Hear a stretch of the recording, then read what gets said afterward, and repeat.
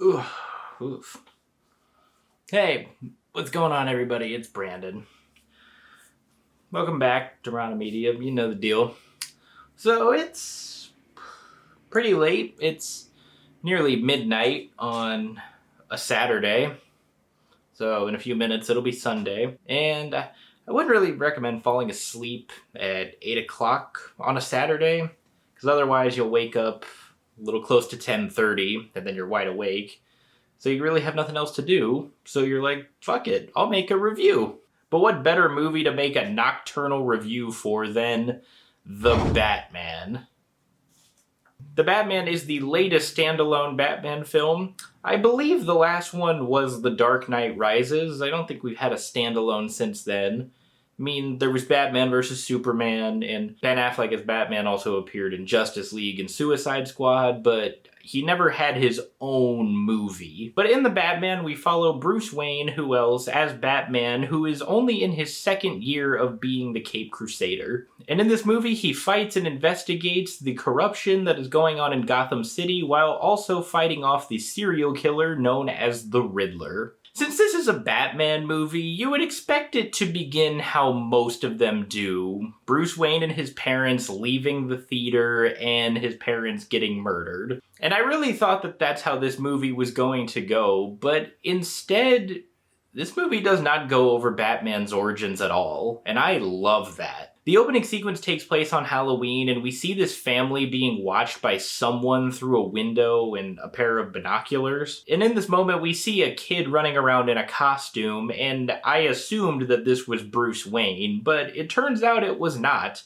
That is why I thought that this movie was going to begin with the murder of his parents. I thought they'd switch it up a little bit by having his parents murdered on Halloween outside their own home. I mean, that would have been cool, but no, it doesn't go over that at all, which I really appreciate. I mean, we all know the story of Batman at this point. There's no use in regurgitating the same information that we already know. Instead, the entire opening sequence has narration from Bruce Wayne talking about how Batman is used kind of as a symbol of fear, because when the bat signal appears in the sky and criminals see it, they're immediately deterred from what they're doing. I thought that was a clever way to use Batman as a threat to the criminals of Gotham. They're so intimidated and scared by him that just the sight of the bat signal is enough to get them to stop doing what they're doing. But from that point on, I could tell that this was not going to be your typical Batman film, especially with the spins that they put on a few of the characters. One of them, of course, being Bruce Wayne along with Batman. In this movie, Bruce Wayne is more of a recluse. I mean, he's still a billionaire, as he always has been, but you could tell that this man has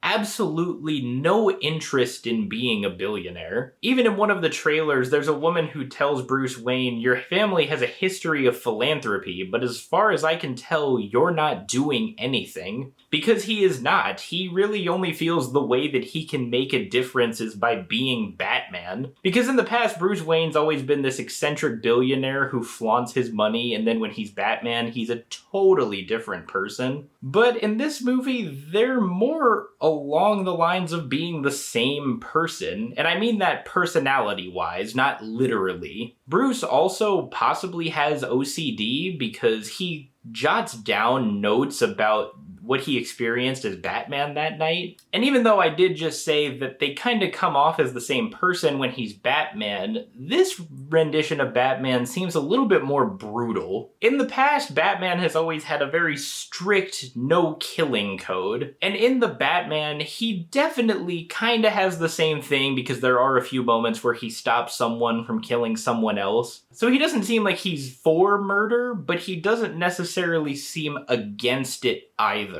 Because there's quite a few moments where he beats the holy living shit out of people, and it seems like he could have killed them, and if he did, he would have just shrugged his shoulders and moved on. The Riddler is another character that was given huge changes. As I mentioned, he's more of a serial killer in this movie, because the Riddler has always been sort of a silly villain, but in recent years, he's become a lot more dark and mature, and this is definitely the most dark rendition of the Riddler that I've personally ever seen. In a few ways, he kind of reminded me of Jigsaw from the Saw franchise, because while he doesn't make people solve puzzles to get out of these ridiculously convoluted traps, there are a few times where he has people in these traps, like someone has like a mouse sanctuary on their head, and there's another guy who has a bomb around his neck, and in his sadistic manner, he tells people, solve these riddles and you will live. So that is very Jigsaw-like, to have people solve something in order to get out of danger. But something about the Batman that I absolutely love is that every single character seemed important.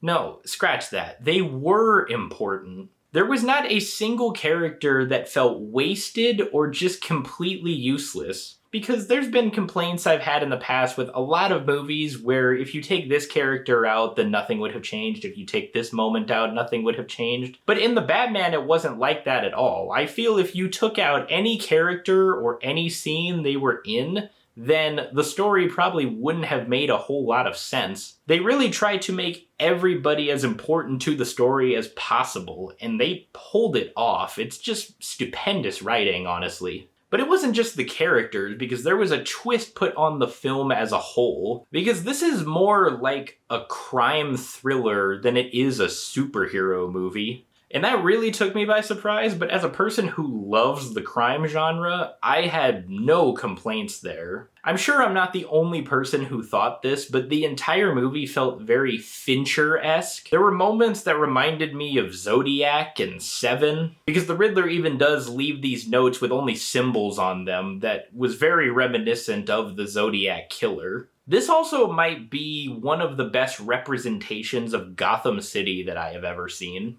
Because let me tell you, this city looks like an absolutely terrible place that you would not want to visit for vacation. It's just riddled with muck and grime, and crime is so rampant. But that being said, the city can look pretty nice occasionally due to this movie's stunning cinematography. I saw a few videos where they explained that a lot of the backgrounds in this movie were LED screens, similar to what they did in The Mandalorian. Instead of having green screen, they use LEDs. And I personally love this tactic because it's so much more realistic. It gives a more realistic sense of the setting because the lights actually reflect onto them and make you feel like they are actually where they are. This is something that I hope to see a lot more movies utilize in the future. The editing is also pretty top-notch. This movie does not have a ton of action because it is more crime thriller focused, but when there is action, it's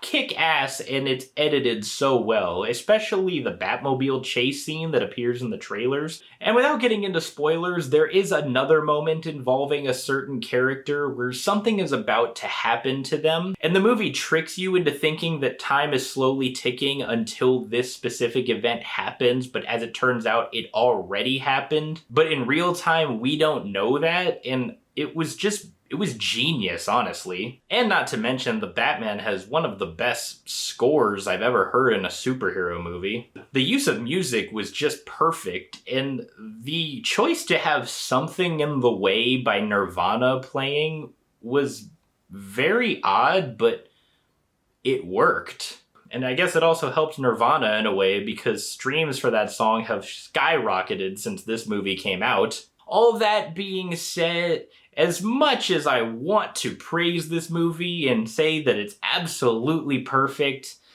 it is not. The biggest gripes that I have with the Batman have to do with the characterization of Bruce Wayne. Because like I mentioned before, in this movie, Bruce Wayne is more of a recluse and doesn't have really any interest in being an eccentric billionaire. He really only believes that the way he can make a difference in Gotham is by being Batman. But why does he feel that way? Why does he believe that Batman is the only solution to helping Gotham? Now, I have no problem when they change certain attributes to characters that have always been a mainstay, but I would have preferred if they explained why they did that, because this Bruce Wayne is kind of an enigma.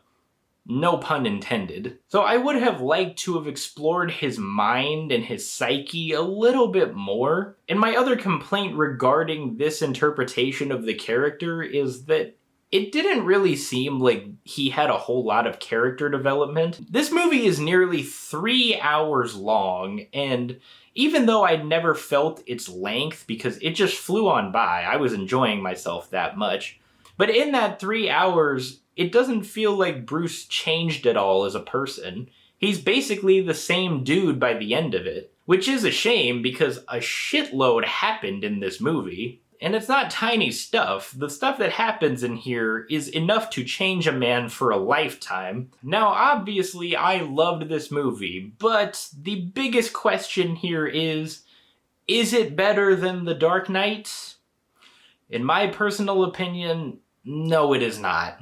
Don't get me wrong, the Batman is great, but I personally think that The Dark Knight is just a perfect movie all around. Now, a lot of people will disagree with me there because they say that The Batman's the greatest movie ever made, and that's fine, you can think that, I don't care, we can all disagree. But lately I have been seeing a lot of people saying that The Batman is the greatest Batman movie ever made and The Dark Knight is trash all of a sudden. People are discrediting the greatness of The Dark Knight just because they're so blinded by the recency bias of The Batman. And I don't know, that really bothers me because you can praise one movie without having to discredit another. Seriously, just say that you really enjoyed The Batman and move on. There's no need to call the other movies trash. But that's just something that I had to get out there real quick. But overall, The Batman was a pretty kick-ass movie. It put an entirely new spin on the characters and the settings that we've come to know and love in Batman, and it's a completely new take on the superhero genre as a whole. If anything, this is what blockbuster movies like this should be like. Now, even though there hasn't been a ton of great movies that have come out yet, this is without a doubt my favorite movie of the year so far, and yeah, I think this will definitely be in the top 10 at the end of the year. And overall, I would give The Batman a 9 out of 10. Hey everybody, thank you so much for watching my review of The Batman. If you guys saw this movie, let me know what you thought about it. Did you love it? Did you think it was overrated? And did you think it was better than The Dark Knight? If you guys like this review, be sure to hit that thumbs up and do not forget to subscribe. If you want to see my past reviews, I will link those right over here. Other than that, I hope you all have a tremendous rest of your day, and I will see you all next time.